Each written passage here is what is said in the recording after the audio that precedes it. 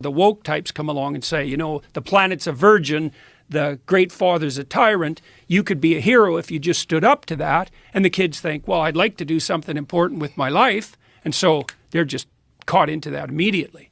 But because it's a one-sided story, a one-sided religious story is an ideology. And a great representation of that is what they've done with Greta Thunberg. Yeah, exactly. It's so funny, because I thought 10 years ago, we live in the delusion of a disturbed 13-year-old girl. How did that happen? And then, Greta Thunberg showed up, and I thought, oh, well, there we go. Now we've got the 13-year-old. I feel sorry for her, because she was chased into this apocalyptic terror that we're trying to enforce on all our kids. And then you think about her position, so now she's all afraid, and her mother's facilitating that like mad. And then, she announces her fear, her neurotic fear, essentially. It's driven by negative emotion. And, Macron says to her, oh my God, Greta, you're absolutely right, and bows. It's like, what the hell's a girl to think? Because what she really wants is to freak out a bit, and for someone calm and reasonable to say, hey, look, kid, the apocalypse has always been on us. It's always the case that the future has the possibility of being dreadful. But, we've conquered terrible things in the past and overcome massive obstacles, and there's no reason at all not to assume that we can do the same thing. That's a very important point. Well, yeah. It's such an important point because there's never been a time ever where everything was perfect. Well, that's for sure. There's never been a time ever environmentally where the Earth was stable. No. If you go, stable, currently you can kind of guess what the weather's going to be. But if you look at models of thousands of years, it's never been flat. It's always been up and down, heats up. Well, the Earth was freezes. an ice ball many times. Yeah, many times. Yeah, so yeah, well. Randall Carlson was saying there's been times in our distant past where the CO2 levels and the oxygen levels were so fucked up that we were close to losing all life on Earth. Right. And then this can happen. See, the antithesis to that is to believe in something like the intrinsic paradisal stability of well-balanced Mother Nature. Right. It's like, yeah, a bit, but no, not really. There's a lot of variability, of course, that kind of variability, that's hard on people because you want a certain amount of stability so you don't die. Right, but it doesn't deny that human beings have an impact on this either.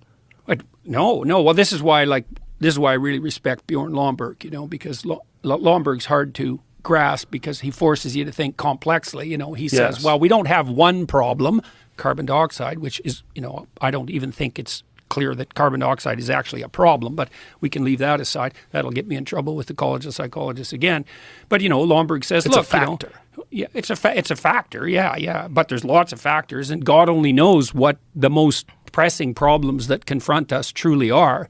When I wandered through the ecological sustainability literature about 10 years ago, and, I concluded a couple of things. One was that the best way forward to a sustainable planet is to make everyone who's poor rich as fast as you possibly can. And that's Lomborg's position, not to put limits to growth on, because it turns out if you get people above about $5,000 a year in average GDP, they start taking a long-term view of the future instead of scrabbling around in the dirt trying to get lunch, and you're going to burn everything up around you to stay alive if you have to. Right. But if you got a bit of wealth and now you can think over, maybe a 20-year period, which is quite the damn luxury, then you actually start being concerned about, the quality, the aesthetic quality of the local environment. And so I was so excited when I found that data because I thought, oh, this is so cool. It means that we could have our cake and eat it too. We could work really hard to provide cheap, reliable energy, at the lowest cost possible to the widest number of people worldwide. And the emergent consequence of that would be the whole planet would clean itself up.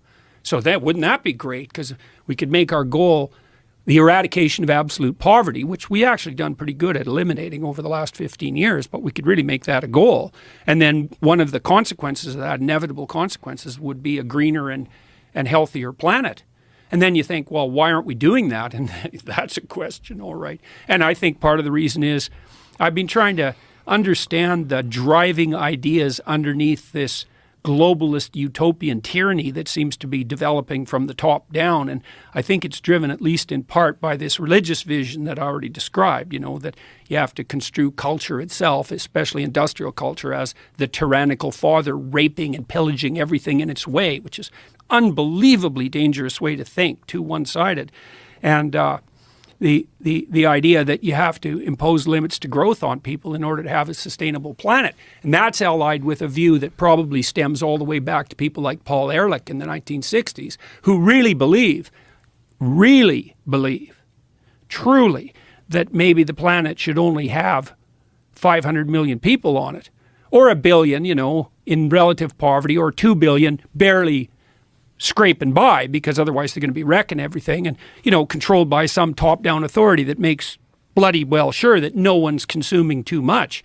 And so when I look at ideas like that first assumption, the planet has too many people on it, it's like, I don't like to hear people say that, because when I hear that, I think, okay, buddy, who exactly are you thinking about getting rid of? Oh, well, it's not like that. It's like, yeah, it's like that. It has to be like that. It is absolutely like that. And so, it's easy to get all paranoid conspiracy theorist about the WEF, say, and maybe there's some utility in that. But, I don't think anybody's sitting at Davos going, well, we got to scrap 7 billion people.